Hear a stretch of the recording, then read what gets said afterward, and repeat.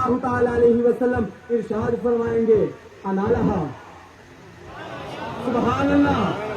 باقی والے انبیاء کیا کہہ رہے تھے؟ لیسا لہا. باقی والے کیا کہہ رہے تھے؟ لیسا لہا. ہم اس کام کے لیے نہیں. میرے آقا کہیں گے انا لہا. سبحان اللہ. تو میرے امتیوں میں تو ہوں ہی تم گناہ گاروں کے لیے. انا لہا، میں ہوں ہی تمہارے لیے. آج کے دن کے لیے تو ساری کی ساری جو دعائیں تھی آج کے دن کے لیے تو بچا کے رکھی ہے. سبحان اللہ. تو شاعر کیا لکھتا ہے؟ گناہ گار جو محشر میں فریاد کریں گے، آیا ہوں میں آیا ہوں سرکار کہیں گے. اور پھر جب میرے آقا محشر کے میدان میں آئیں گے تو اس وقت نقشہ کیا ہوگا؟ قربان جائیں. سبحان اللہ. نقشہ کیا ہوگا محشر کے میدان کا؟ سر سجدے میں ہوگا، بھول جائیں گی زلفیں. سبحان اللہ. ذرا آنکھوں میں وہ منظر تو لاؤ کہ آقا کا سر سجدے میں ہو اور وہ لیل والی زلفیں کھل کر بکھر رہی ہو. سبحان اللہ. سر سجدے میں ہوگا، کھل جائیں گی زلفیں. امت کی بھی بخشش کا اصرار کریں گے. سبحان اللہ. زور سے آواز آئی یا رسول اللہ. یا رسول اللہ. امت کی وہ بخشش کا اصرار کریں گے. اور جب میرے آقا امتیوں کے بارے میں رب کی بارگاہ میں عرض کریں گے نا، پھر رب کی بارگاہ سے جواب کیا آئے گا؟ زور سے آواز آئے سبحان اللہ. سبحان اللہ. رب کی بارگاہ میں سے بھی جواب کیا آئے گا؟ یہ قہر و غضب میرا وہ تیرے دشمن کے لیے ہے. سبحان اللہ. وہ جو بابا جی کے مزار کے پاس آ کر بیٹھے ان کے لیے نہیں. سبحان اللہ. جو باجی صاحب کے مزار کے پاس آ کر بیٹھے ان کے لیے نہیں. جو چوتھے کی شرط میں آ کر بیٹھے ان کے لیے.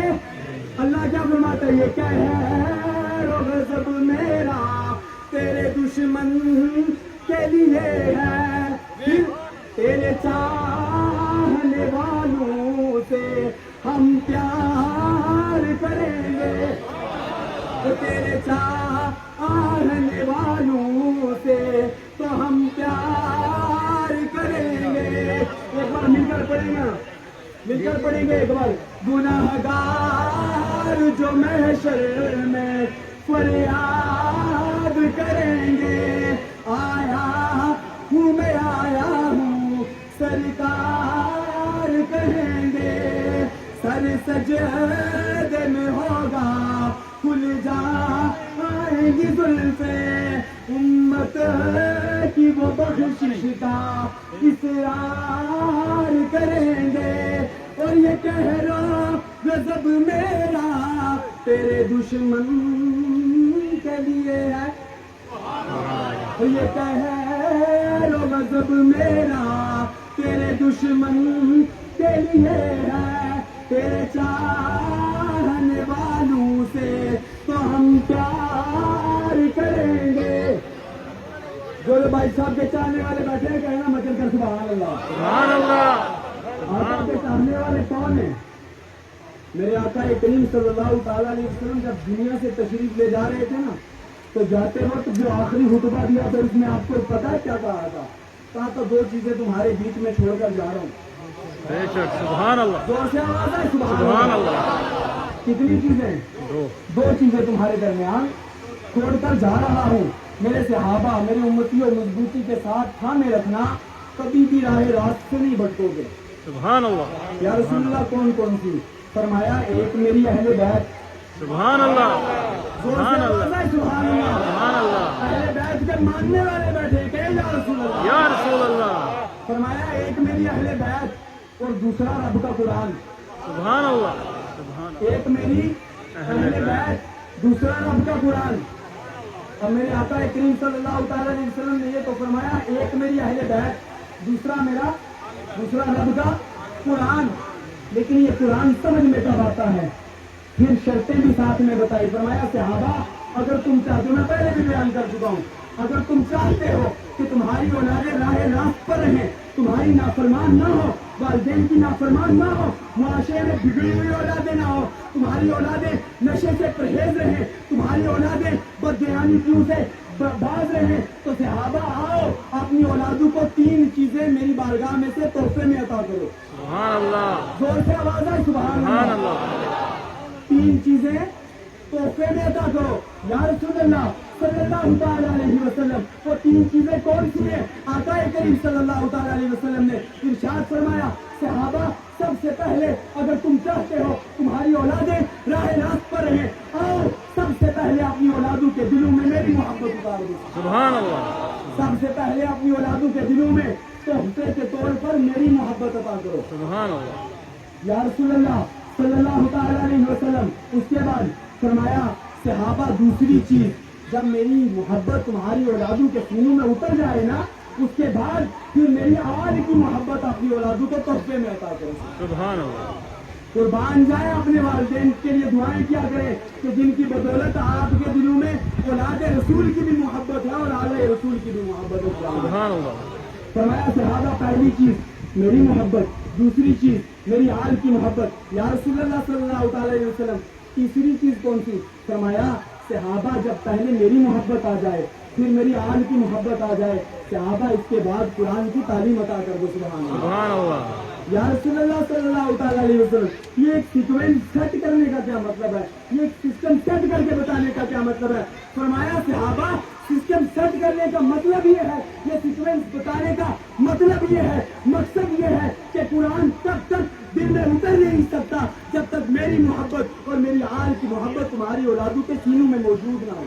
सुभान अल्लाह। तो पता चला कुरान को समझने के लिए पहले आका की मोहब्बत, फिर आका की आल की मोहब्बत। और अगर इंसान इस मोहब्बत से गाफिल होकर दुनिया से चला गया, जो लोग आज औलिया अल्लाह पर और बिलखसूस अहले बैत के खिलाफ बदजुबानियां करते हैं ना, अल्लाह तबारक व तआला के प्यारे हबीब, आवाज़ आखिरी एक हदीस इरशाद करके उसके बाद इजाजत चाहूंगा। अल्लाह के हबीब सल्लल्लाहु अलैहि वसल्लम ने इरशाद फरमाया, सहाबा तुम जानते हो अगर कोई इंसान अपनी सारी जिंदगी ऐसे गुजारे कि उसकी सारी जिंदगी सहने हरम में गुजरे। सुभान अल्लाह। सहने हरम पता है किसको कहते हैं? मक्का के सामने जितना भी दायरा है ना उसको सहने हरम कहा जाता है। सुभान सुभान अल्लाह। अल्लाह।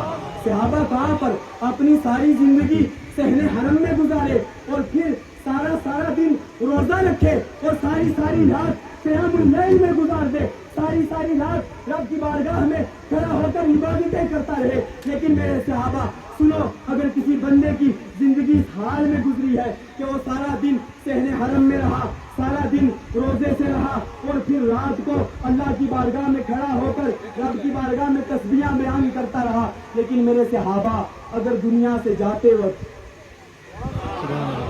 सो गए हो जा गए हो, जोर से आवाज आए ना या रसूल अल्लाह। या रसूल अल्लाह। सहाबा ये सारी बातें एक तरफ हैं, ये सारी जिंदगी गुजारने का तरीका एक तरफ, लेकिन अगर जाते वक्त दुनिया से गुजरते वक्त, दुनिया से अलविदाई के वक्त अगर अपने सीने में मेरी आल के खिलाफ राई के दाने के बराबर बुग़्ज़ लेकर मरा, अल्लाह रब्बुल इज्जत उसकी नमाजों को नहीं देखेगा, उसके रोज़ों को नहीं देखेगा, सारी जिंदगी जो सहने हरम में गुजरी अल्लाह नहीं देखेगा, बल्कि मेरी औलाद के बुग़्ज़ की बिना पर उसको उठाएगा और जहन्नुम में दाखिल कर देगा। सुभान अल्लाह। पता चला सारी जिंदगी की इबादतें एक तरफ हैं, सारी जिंदगी की नमाजें एक तरफ, सारी जिंदगी के रोजे एक तरफ और फिर जिंदगी इस हाल में कि सहने हरम में गुजरे ये भी एक तरफ। रब नहीं देखेगा सहने हरम में था, ये तो मेरे घर बैतुल्लाह के सामने था, ये तो सारा दिन मेरी रजा के लिए रोजे रखता था, ये तो सारी रात मेरी बारगाह में इस तरह खड़ा होता था कि इसकी पिंडलियों पर बर्म आ जाया करता था। रब इन चीजों को नहीं देखेगा, फरमाएगा अहले बैत के बारे में क्या ख्याल है? सुभान अल्लाह। फैसला कहाँ पे जाके होना है? शायर क्या लिखता है? ना दिन न महीने ते ना साल ते मुकनी है। सुभान अल्लाह। जोर से आवाज है ना सुभान अल्लाह। सुभान ना अल्लाह। दिन न महीने ते और ना साल ते मुकनी है। फिर खत्म करा होगी मीना गल हशर नो हो तेरे लाल ते मुकनी है। सुभान अल्लाह। सुभान अल्लाह। जोर से आवाज है या रसूल अल्लाह। या रसूल अल्लाह। मीना गल हशर नो ہو تیرے لال تے مکنیے. اور آج جو باتیں کی جاتی ہیں وہ اس بنا پر کی جاتی ہیں. یار اہل رسول ہیں, اہل رسول تو ہیں, لیکن ان کا لباس دیکھیے. اہل رسول تو ہیں لیکن یہ شریعت مصطفیٰ کے پابند ہیں. اور سنو مسلمانوں, یہ اہل رسول ہیں. تمہاری اوقات نہیں, ہماری اوقات نہیں, ہمیں یہ اجازت نہیں کہ ہم ان کے بارے میں لفظ کشائی کریں. ایک بہت بڑے محدث شیخ محدث صاحب دہلوی رحمۃ اللہ تعالیٰ علیہ, سبحان اللہ, ان سے بڑے محدث تو اس وقت زمانے میں کوئی نہیں نا. ان سے بڑا مولوی تو کوئی زمانے میں پیدا نہیں ہے اس وقت. اس وقت حال زمانہ حال میں ان سے بڑا کوئی محدث ہے؟ نہیں, کوئی نہیں ہے. جو زور سے جواب دینا کوئی ہے؟ نہیں. شیخ محدث صاحب دہلوی رحمۃ اللہ تعالیٰ علیہ اپنے تخت پر بیٹھے, اپنے ہزاروں کی تعداد میں طلبہ سامنے بیٹھے احادیث کا درس دیتے ہیں. یہ محدث ہیں جو حدیث پڑھاتے ہیں, آقا کے زبان سے نکلے ہوئے الفاظ پڑھاتے ہیں. سبحان اللہ, سبحان اللہ, سبحان اللہ, قربان جائیں اس قسمت پر کہ جس زبان سے آقا کی حدیث کے الفاظ نکلتے ہیں. سبحان اللہ, سبحان اللہ. یہ آقا کی حدیث کے الفاظ پڑھاتے ہیں, طلبہ کو کیا سکھاتے ہیں؟ احادیث کا درس دیتے ہیں. لیکن ایک دن ایسا آیا کہ حضرت اپنے تخت پر بیٹھے تھے, باہر سے ایک بندہ آیا جس کو پینٹ کوٹ لگا ہوا تھا, ہاتھ میں سگار جل رہا تھا, سر پر ٹوپی نہیں تھی, گاڑی کلین شیو تھی. سبحان اللہ, زور سے آواز آیا سبحان اللہ.